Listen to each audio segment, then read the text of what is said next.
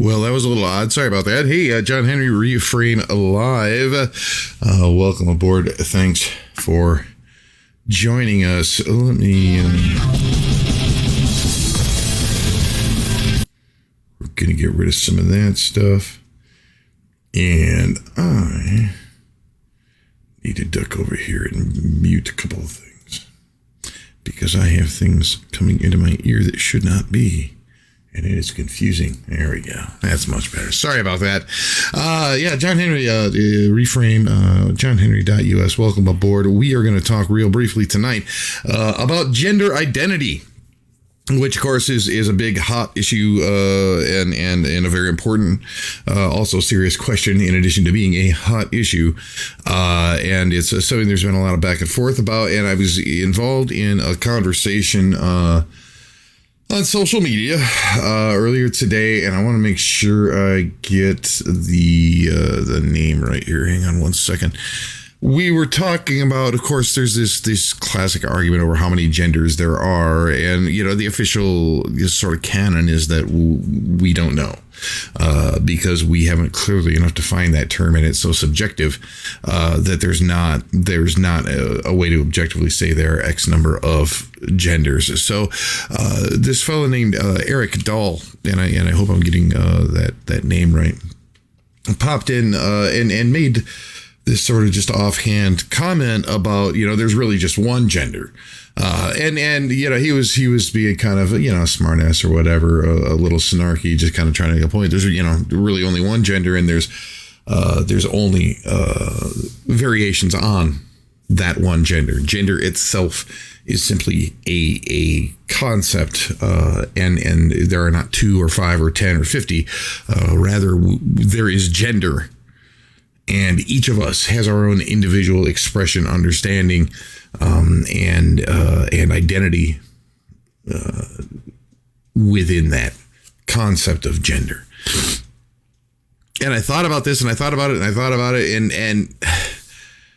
I mean, I knew the guy was being a smartass, and we kind of went back and forth a little bit, just with being smart to each other. But fundamentally, I'm not sure that's a bad frame. I'm not sure that it wouldn't be an effective way to approach this question, to reframe the entire concept of gender. And rather than being like we think of sex as being a yes or no thing, or like we think of the question whether or not we have vision, we think of it more of a question of like what color are our eyes? Everybody has an eye color, and everybody's eye color is a little different. And there are broad classes that a lot of people fit into, and so on and so forth, blah, blah, blah. But the fundamental thing that I like about this is that it completely restates the entire conversation from a direction of, what do we have in common and what do we hold together amongst all of us? And all of us have some sort of gender identity. It's a bit like a religion. Not having one is itself an identity. And so if we stop thinking about, are there 2, are there 3, are there 5, are there X number, are you this, are you that, and so on and so forth, and reevaluate and reframe the question of gender and gender identity as being, rather than something that is inherent, binary, easily labeled, externally defined, instead being just something that we all have, and part of our right as a human being to define ourselves is to define how we live within that gender. So gender itself is not a 1 or a 2 or a 5 or an infinite, but rather a spectrum. And each of us chooses our own space within that spectrum to exist. And thereby all choices are valid. Thereby this is a process that we are all going through and having in common. rather than these labels, the dysphoria and this and that and all these sort of, emotionally laden negative labels. And this causes us then to reframe the entire way we think about this question. And we are no longer considering of, are we one of this? Are you one of those? Are this we and those and them and us and so on and so forth? And now it's just all, right? We're just all together and each of us has our identity with this. I can't find a logical hole in this, and it doesn't conflict with the science. So it's really just another perspective on the question, or another, it's a reframing of the question. And that was what made me want to do the show, because what you're looking at is, when you take a look at this question as being one of, we all have this, what's yours like? Now we're dealing in community, and we're dealing in how we're like and how we share things and how we have common experiences, rather than, this conflict and dragging religion into it or whatever, all this nonsense that goes on, and distrust and all that other stuff. So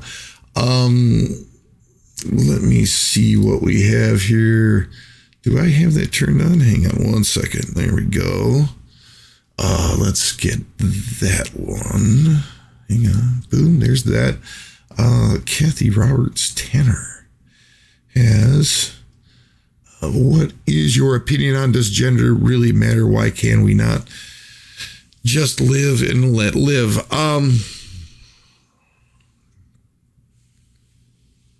Fundamentally, that's the goal. Be who you are. It's not my business if you feel like expressing yourself by wearing, whatever, or behaving in whatever manner, as long as you're not hurting somebody else, as long as you're not violating anybody else's consent, etc. Then fundamentally it's none of my business. And I really do believe that we should all live that way. And I believe that that's where we're headed. I believe that that is culturally where we're growing to. Fundamentally, the question is, are you doing harm to anybody? And the answer is no, right? All this nonsense about, what about the children? That's always a favorite, right? Drag the kids into it, it's all the same nonsense that it always is. It's noise. Does it matter? And let me bring that back up just so people can see it. Does it matter? It matters to a person who has a specific identity, and they have an emotional attachment to that identity, which most of us do. Okay. It matters in the sense of, do you have a right to tell me who I am or who I'm not?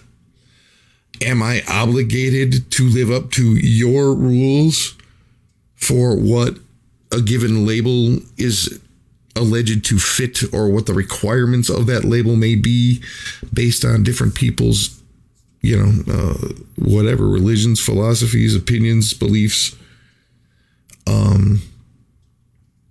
In that sense, it matters. Okay. In the sense of, this is something that I have a right to, as myself, and to express it and hold it within myself, and to not be made to feel ashamed because this is who I am. Okay. Certainly, I don't care to be made to feel ashamed because I'm a straight man. Why do I think that I have the right to make somebody else feel ashamed because they're not a straight man? Or because, cisgendered, heterosexual, whatever. Right? I've said many times over the years, people want to insist that sexuality and these kinds of identity questions. Sorry, I got distracted here. Yeah, no, I absolutely agree. I absolutely agree. I too call bullshit. I don't think it's anybody's business, fundamentally. It seems like some of these folks spend more time thinking about what trans people do with their genitals than trans people do. And that's a little weird to me. Leave people alone and let people do what they want. So in that sense of just my own thoughts and opinions on the matter, yeah, absolutely live and let live. But in this situation, really what I'm trying to get to is this seems like there may be a key here to kind of reframing the whole conversation in a way that it just wipes out all of that. Well, it doesn't matter. Now it doesn't matter because there's one right there. There isn't a gender, two genders, five genders. There's just gender. And gender means how you identify as these concepts that we take as masculine or feminine or androgynous or whatever. How we as individuals express and absorb and interpret our own sort of, ideas and identities that surround these things. Now, again, all of a sudden you have a shared process. You have something that we all have in common. We all have a gender. Whatever it is, we have it. Right?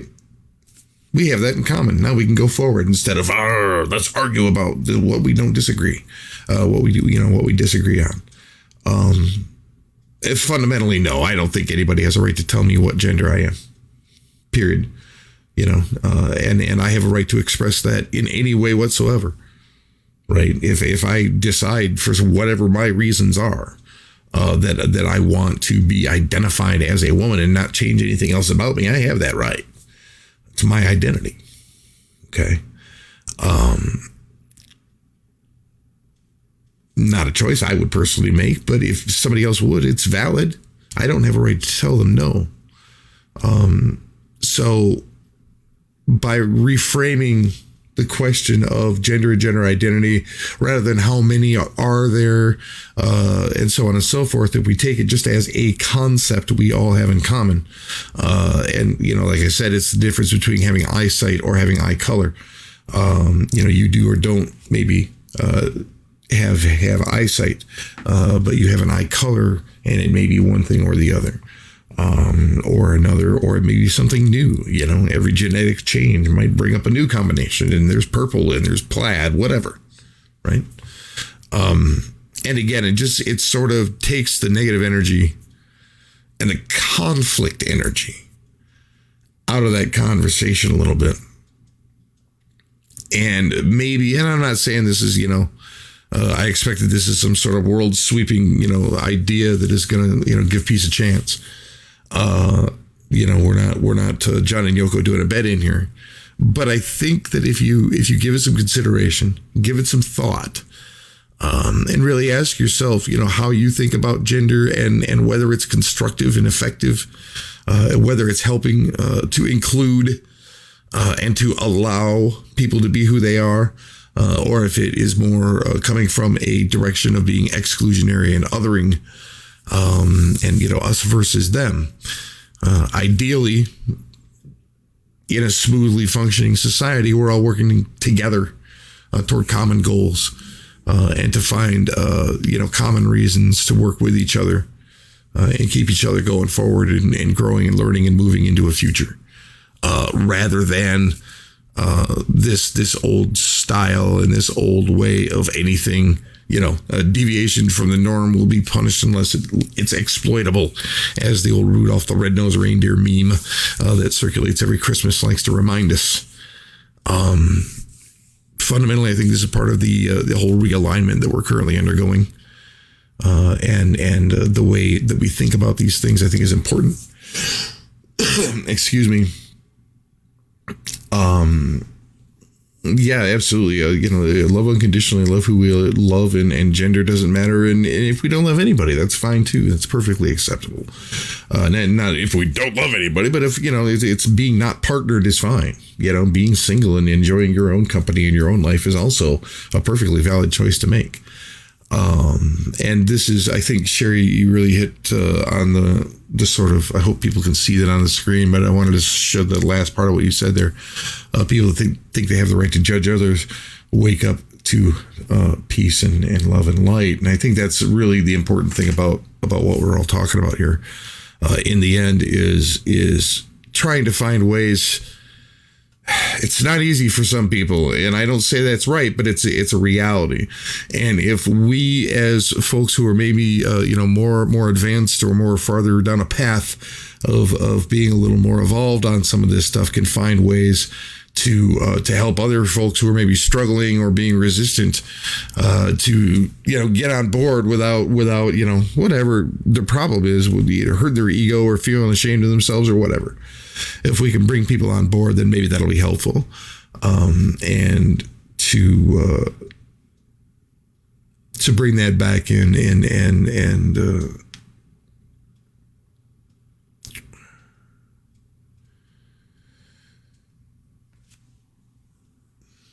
sorry, this scroll thing keeps distracting me every time it shifts. I shouldn't be watching it that closely. But fundamentally, it's just about asking the question whether reframing this set of concepts in the way that I've described, in the way that Mr. Dahl first kind of formulated in an offhand way, and then we realized, just talking about it, like, actually this has some validity.